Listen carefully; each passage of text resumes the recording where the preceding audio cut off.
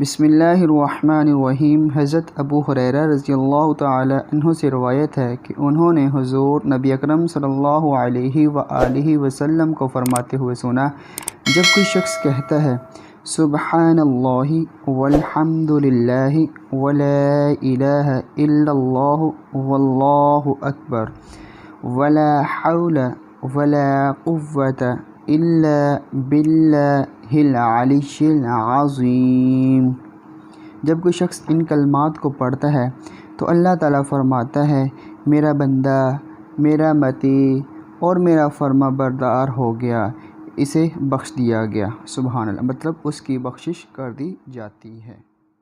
بسم اللہ الرحمن الرحیم۔ حضرت ابو ہریرہ رضی اللہ تعالی عنہ سے روایت ہے کہ انہوں نے حضور نبی اکرم صلی اللہ علیہ وآلہ وسلم کو فرماتے ہوئے سنا، جب کوئی شخص کہتا ہے سبحان اللہ والحمد للہ ولا الہ الا اللہ واللہ اکبر ولا حول ولا قوة الا باللہ العلی العظیم، جب کوئی شخص ان کلمات کو پڑھتا ہے تو اللہ تعالیٰ فرماتا ہے میرا بندہ میرا مطیع اور میرا فرما بردار ہو گیا، اسے بخش دیا گیا۔ سبحان اللہ، مطلب اس کی بخشش کر دی جاتی ہے۔